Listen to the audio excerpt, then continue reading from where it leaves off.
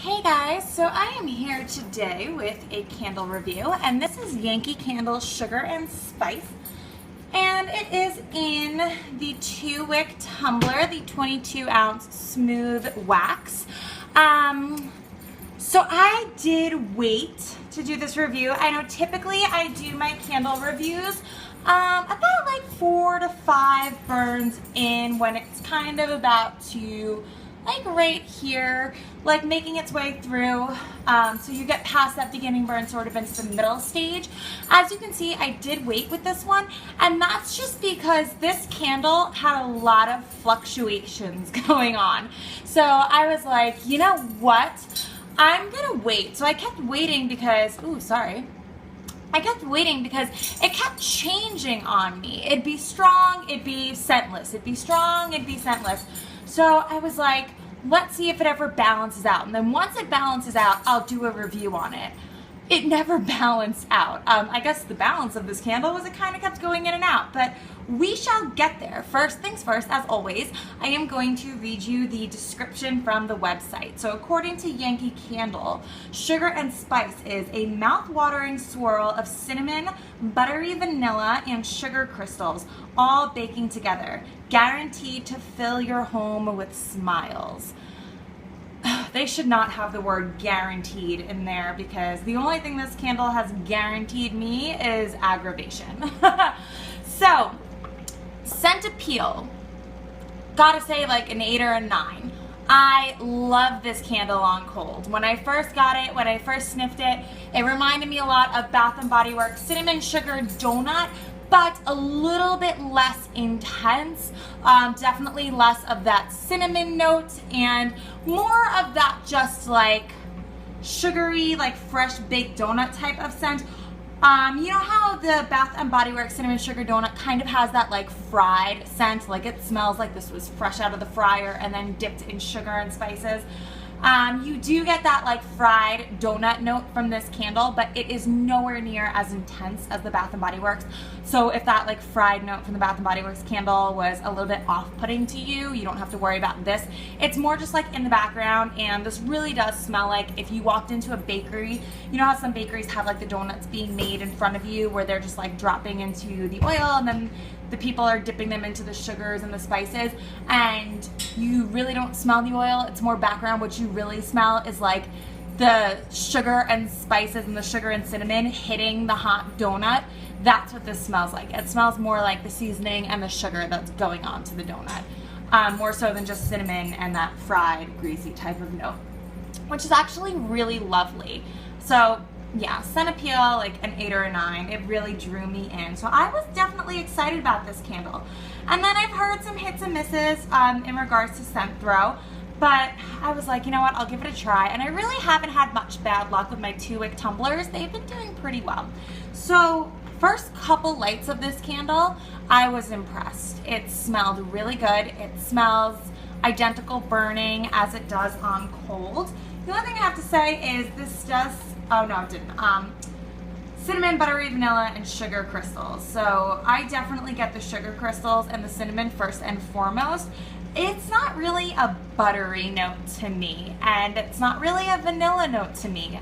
In my opinion, it's more of a caramel than a buttery vanilla. And I guess caramel is essentially butter and sugar, you know, melted down and cooked down into caramel. So it's more like a butter sugar note rather than a buttery vanilla. I don't really get straight up vanilla from this candle at all, but that's fine. And that's the same as when it's burning. And when it's burning, it's just that like, not a bakery note like you're thinking a bakery candle. I'm talking about like a legitimate walk into a bakery, like a store that's making donuts. And that's the scent that it permeates your house with. And that scent can be a little bit overwhelming. Like even when I have a cinnamon sugar donut from Bath & Body Works, sometimes I have to blow it out. It can be a little bit too much even for me. But this one wasn't. It was like nice and almost like a background type of scent. It didn't like punch you in the face with that sweet, sweet note. It was just kind of there, and it was really nice, really relaxing. Even though it is a foodie scent, it's not the kind of foodie scent that makes you hungry, because sometimes that can really bother me. Like I'll be sitting here trying to diet and I'm like, now great, all I want is a donut. No, this didn't do this to me. This was more just like a relaxing, calming, like very fall type of foodie scent, like just reminiscent of apple orchards and like, you know, decadent cinnamony foods in the fall. So I liked it. It wasn't until like the 4th or 5th burn when it got past the label. Like it was probably burned down right past the America's Best Love candle. Like it just got to the top of the image. And that's when I couldn't smell a thing. So I had started this in my kitchen and it was strong, like a good 7.5 in my kitchen. And then I brought it into my hallway, which is just always the route my candles take. If they're too strong for my kitchen, they go to the hallway. If they're too strong for the hallway, they go into the living room. So, oh, nice yawn. Gatsby's right here, sorry. So I brought it into the hallway and it had been doing great in the hallway. It was pretty much staying consistent with that 7. Maybe it would drop down to like a 6 to 6.5, but it was still most certainly there. At one point when it was still new, I had even brought it into the living room. And while it didn't fragrance my whole living room, it did fragrance the half of the living room that it was in. And then it got down to the top of the label and it was scentless. I could not smell a thing. And it happened to be in my living room and it was the only one I had and I smelled nothing. So I was like, what the hell? So I just brought it straight back into the kitchen and nothing in my kitchen. So the next time I had burnt it, I just went straight to the bathroom with it. And I was like, you know what?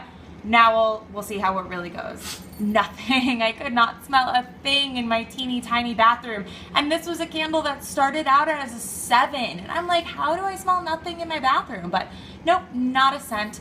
And now where it is now, it's scenting again. Hence why it's actually in my living room, dining room area as we speak.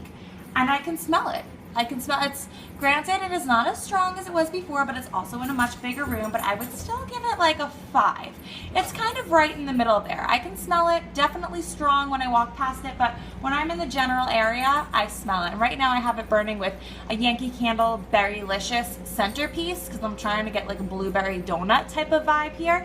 And that's exactly what I'm getting because that Berrylicious is pretty much straight berry to me. It's not super strong on the bakery. And this is just like really bringing that bakery note out in it, and I can smell it. It's doing a good job in here. But the whole middle of the candle totally sucked. As you can see, it's definitely past the label. It's coming down towards the bottom now. And so essentially from here to where it is now, it's been unscented because I had it going last night for about 5 or 6 hours.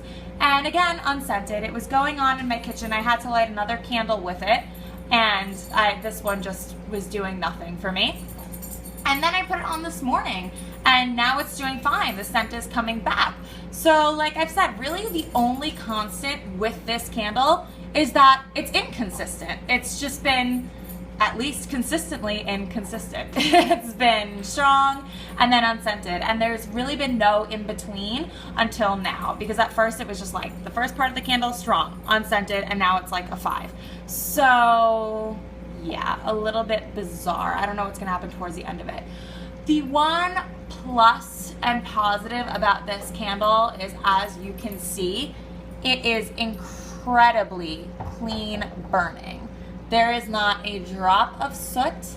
There's really no residue. There's like a little bit of fogginess like you can see here, but that doesn't bother me. It's still, to me, I still consider that a clean candle. There's no like chunks of wax on the glass.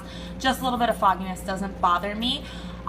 This candle, every time it's been lit, has pulled out beautifully and immediately. Within the first half hour, at most 45 minutes, it is a full wax pool. This has only been going for 2 hours, and you can just see that pool is out of control. The wax has not discolored. It's really just been, I do love the difference in the pool and the wax. The wax is like a nice pale orange, and then the pool is almost like a blood orange, reddish orange type of color, and then you're back to that light flame. And I just love the like gradation effect of the colors. You can see the lighter wax kind of glowing with that reddish hue, and that's why, like, even when it was unscented, I just put it on for the purpose of ambiance, because this is such a beautiful candle to me. I mean, those colors just scream fall, the reds and the orange and the flames. And I love the way that the flames do reflect. All tumblers do this. They have the like reflection of the flames because it is 2 wicks and there are 2 flames there. You can always see the reflections in the glass, and to me, the tumblers are just outrageously beautiful. I find them more beautiful than the large jars because of that effect of the reflection of the flames in the glass. That to me is gorgeous. And it's like why I kind of didn't mind that it wasn't scented, because it has performed so great for me. I've never had puny wick syndrome with this. I trim the wicks very, very little bit, and that's only if it's been going for a long time and they're like super, super long. I'll trim them a little bit, but never too short. And yeah, so that's really all I have to say about Sugar and Spice. A great performer, truly a beautiful candle, a gorgeous color, a clean, even burn. I'm sad about the inconsistency with the throw of the scent. The scent is a lovely scent. I wish I could smell it more, but at least it did provide a gorgeous ambiance while it was unscented. And at the end of the day, at least the scent did come back. I got this on super sale. I forgot when, but I know I paid way less than full price, so it's still like worth the bang for its buck. Would I repurchase it? No, probably not. There's enough donut scents out there to try something new another time, and I don't really burn donut scents going into the winter and spring, so I'm glad I tried it. I'm glad I had it this season. Yeah, it could use some improvements, but stronger than most other Yankees I've had, so I really can't complain except for that center part of the candle.